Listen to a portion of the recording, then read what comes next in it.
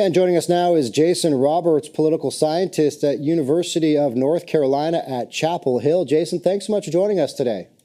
It's my pleasure to be here. So the final days until the election, both Trump and Harris are hitting the swing states, both today in your state of North Carolina.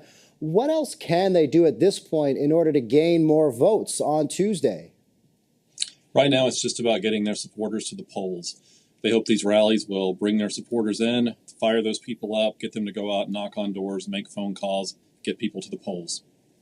Why particularly do you think North Carolina is a state that appears to be up for grabs in this election cycle? It was very close in 2020. Trump only won by about 70,000 votes out of more than 5 million cast. Since that time, we've had about 400,000 new voters register here in North Carolina. Those fast-growing areas around Charlotte and around the Research Triangle and Raleigh-Durham have a lot of highly educated voters that tend to vote Democratic. So I think both campaigns see this as a very close place and a place they could really make some headway. And I want to get your thoughts on Biden's comments calling Trump supporters garbage. It's being compared by some to Clinton's deplorable comments in 2016. How are you reading that situation? It's unclear. I think these are just the kind of things that people get obsessed about, little snafus here and there. I think the president clarified his remarks. Of course, the Trump campaign wants to jump on this, but I don't see it breaking through other than just as a inside Washington scandal. You don't feel like it has the potential to hurt her campaign in the last couple of days? I don't think so. I mean, the kinds of people who are most offended by that have already decided who they're voting for.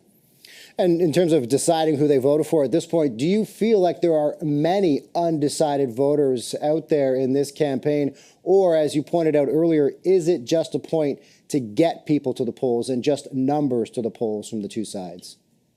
The polling we have shows very few undecided voters. I think the key is, are there people who are undecided about voting or not? I think, the kinds of people who haven't made up their mind yet are the kinds of people who aren't sure if they're actually going to vote.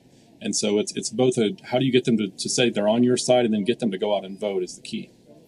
So with 6 days left, what are you expecting from both camps in the final days leading up to Tuesday? Well, they're going to be here. They're going to have their supporters here. Lots of the votes have already been cast. If you look at the data in North Carolina, we've had over 3 million votes cast by the close of business yesterday. Only had about 5.5 million cast in 2020. So that's more than 60% of 2020 turnout has already happened. So just going to be squeezing out those final few votes of people who just haven't made it to the polls yet.